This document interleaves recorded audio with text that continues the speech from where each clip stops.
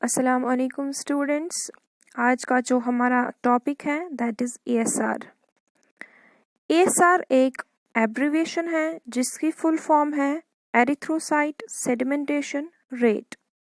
Erythrocyte erythrocyte means red blood cells.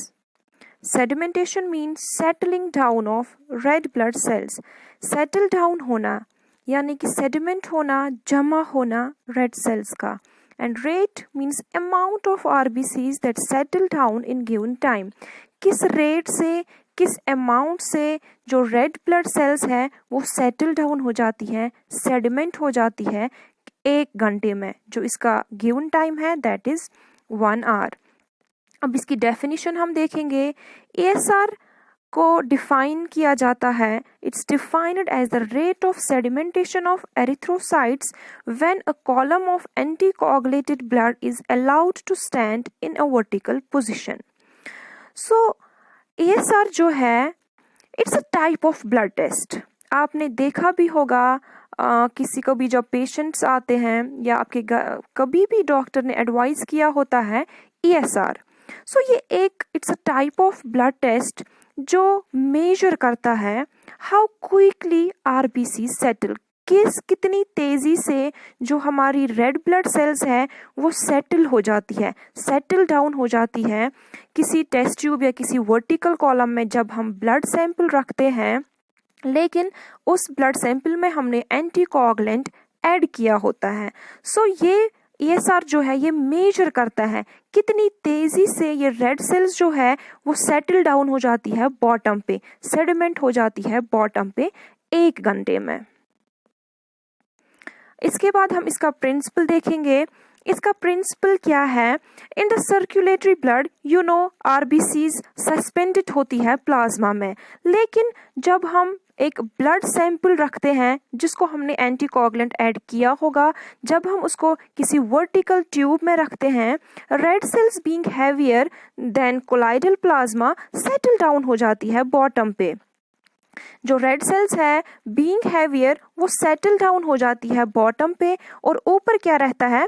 Plasma. सो यही rate, किस rate से ये रेड सेल सेडिमेंट हुई, सेटल हुई बॉटम पे 1 घंटे में, उसको हम कहते हैं एएसआर। आप इमेज में भी देख सकते हैं। पहले हमने लिया है हमारा ब्लड सैंपल लिया है जिसको हमने एंटीकोagulant ऐड किया होगा। कौन सा एंटीकोagulant हम ऐड करते हैं वो मैं आपको आगे बोलूंगी। तो उसके बाद आप देखेंगे 1 घंटे के बाद क्या होता है, जो ये रेड सेल्स है ये सेडिमेंट हुई है नीचे, सेटल डाउन हुई है बॉटम पे और ऊपर क्या रहा है? ऊपर रहा है प्लाज्मा। फिर हम जो ये ऊपर प्लाज्मा रहा है इस प्लाज्मा की लेंथ को हम मेजर करते हैं। सो जितनी ये प्लाज्मा की लेंथ होती है वो हमारा एएसआर आता है। आगे हम इसके देखेंगे, इसके जिसमें हम ये एएसआर मेजर करते हैं वो ट्यूब्स, वो पिपेट्स हम देखेंगे। सो उनमें साइड से नंबरिंग दी होती है। फिर हम इस प्लाज्मा की लेंथ को मेजर करते हैं। 1 घंटे में कितना प्लाज्मा ऊपर आया है, दैट मीन्स कितनी आरबीसीज नीचे सेटल डाउन हुई है। सो उसको हम लेते हैं एमएम में। इसका जो यूनिट है दैट इज एमएम पर आर। सो किस तेजी से, किस अमाउंट से ये रेड सेल सेटल हुई है 1 घंटे में, दैट सिंपली एएसआर। इसके बाद हम देखेंगे एएसआर की स्टेज। एएसआर की 3 स्टेज है। इस 1 घंटे में जो हमने एएसआर मेजर करना है वो 3 स्टेज में होता है। Stage 1 that's also called lag phase, उसमें रोलैक्स फॉर्मेशन होती है। रोलैक्स फॉर्मेशन मैंने लास्ट क्लास में आपको समझाया है रोलैक्स फॉर्मेशन क्या होती है। इसमें क्या होता है, आरबीसीज जो है वो क्लिंग टुगेदर हो जाती है। आप साइड में इमेज में भी देख सकते हैं, एक जैसे इन्होंने वो पाइल ऑफ कॉइन्स बनाया है, सॉरी। सो इसको हम बोलते हैं रोलैक्स फॉर्मेशन। तो पहली जो स्टेज है, पहले 10 मिनट जो है, इस 1 घंटे के पहले 10 मिनट जो है इसमें जो आरबीसीज है वो रोलैक्स फॉर्मेशन होती है। आरबीसीज की रोलैक्स फॉर्मेशन होती है। और इसके बाद जो हमारा स्टेज 2 है दैट्स कॉल्ड सेडिमेंटेशन फेज, वो होता है नेक्स्ट 40 मिनट्स में। पहले 10 मिनट्स में रोलैक्स फॉर्मेशन हुई, फिर नेक्स्ट 40 मिनट्स में सेडिमेंटेशन हो जाती है। जो ये रोलैक्स फॉर्मेशन बन गई, रेड सेल्स ने रोलैक्स बनाया, तो फिर वो सेटल डाउन हो जाते हैं एट कॉन्स्टेंट रेट। तो ये फेज चलता है, ये स्टेज चलता है नेक्स्ट 40 मिनट्स तक। उसके बाद जो 10 मिनट्स होते हैं उसमें स्टेज 3 हमारा आता है, और उसमें क्या हो जाती है, उसमें इन सेल्स की पैकिंग हो जाती है। जो सेल सेडिमेंट हुए, जो रोलैक्स फॉर्मेशन हुई, फिर उन सेल्स की सेडिमेंटेशन हुई, वो बॉटम पे सेडिमेंट हो गए, तो फिर उनकी फाइनल पैकिंग हो जाती है। So these are the 3 stage of ESR. Now we will see what is the significance of ESR. Significance ये डॉक्टर एडवाइस करता है ESR क्यों करता है, इसकी सिग्निफिकेंस क्या है, इसकी इम्पोर्टेंस क्या है। ESR जो है it's not a specific test. क्योंकि ये डायग्नोस नहीं करता है, इसको हम डायग्नोस्टिक टेस्ट नहीं कहेंगे किसी भी डिजीज के लिए। क्योंकि ये ESR जो है ये इंक्रीज होता है डिफरेंट कंडीशंस में, डिफरेंट डिजीजेस में ये इंक्रीज होता है। For example infections like tuberculosis, rheumatoid arthritis, malignancy etcetera. तो बहुत सारी डिजीजेस, बहुत सारी कंडीशंस ऐसी है जिनमें ये ESR रेज्ड आता है। किसी पर्टिकुलर डिजीज के लिए नहीं है कि कोई पर्टिकुलर डिजीज होगी तो उसमें ESR इंक्रीज होगा, नो। इसको हम नहीं कहेंगे कि ये डायग्नोस्टिक टेस्ट है, बट ये प्रोग्नोस्टिक टेस्ट है। ये प्रोग्नोसिस के लिए यूज होता है। ये प्रोग्नोसिस क्या होता है, it means to check the progress of disease, यानी कि हम इससे डिजीज की प्रोग्रेस चेक कर सकते हैं। कि डिजीज जो है वो किस कंसेंट्रेशन पे हम ट्रीट हो रही है, whether signs and symptoms will improve और वर्सन। ये हमें कैसे इंडिकेट करेगा प्रोग्रेस डिजीज की, कि अगर हमें ESR दिखा कि ESR में फॉल आ रहा है, ESR डाउन हो रहा है, दैट मीन्स पेशेंट जो है उसकी कंडीशन इम्प्रूव हो रही है, पेशेंट इज इम्प्रूविंग। लेकिन अगर हमें आ रहा है कि नहीं ESR दिन ब दिन बढ़ ही रहा है, दैट मीन्स पेशेंट की जो कंडीशन है that is getting worse. So it's the significance of ESR. Now let's see what are the factors that influence ESR. This is very important कि कौन से ऐसे फैक्टर्स है जिससे ESR में चेंज आ सकती है। It's important to know because while reporting the ESR we have to check these factors also. पहले जब हम ESR को रिपोर्टिंग करते हैं, पहले हमें इन फैक्टर्स की तरफ ध्यान देना है कि कहीं इनकी वजह से रेड सेल्स ESR जो है उसमें चेंज तो नहीं आ रही है। Number 1 is red cells. जो नंबर 1 है वो है red cells. Red cells as you know कि हम ESR में रेड सेल्स की ही सेडिमेंटेशन देखते हैं कि किस अमाउंट से रेड सेल सेडिमेंट हो रही है। दैट मीन्स अगर रेड सेल में चेंज आ गई तो चेंज आएगी ESR में। अगर रेड सेल में कोई भी चेंज आ गई तो वो इनडायरेक्टली चेंज आएगी ESR में। वो कैसे, फॉर एग्जाम्पल हम लेंगे एनीमिया जिसमें डिक्रीज्ड अमाउंट होगा रेड सेल का। अगर रेड सेल्स डिक्रीज्ड अमाउंट में है दैट मीन्स जो रोलैक्स फॉर्मेशन होगी वो तेजी से हो जाएगी।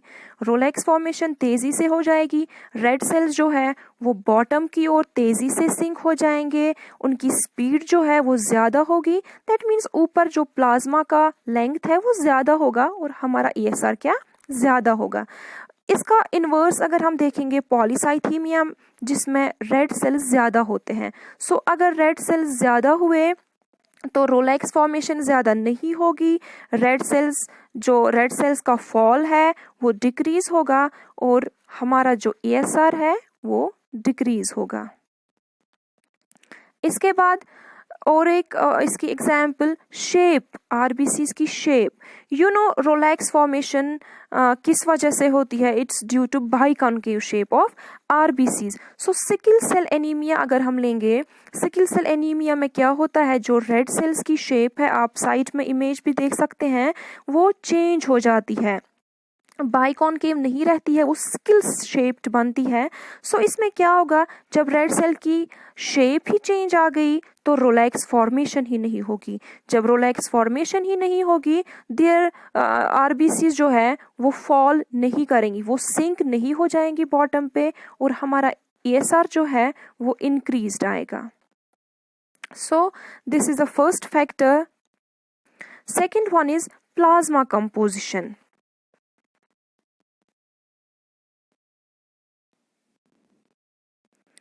When there is increase in fibrinogen and other proteins, this leads to the stiffness of RBCs.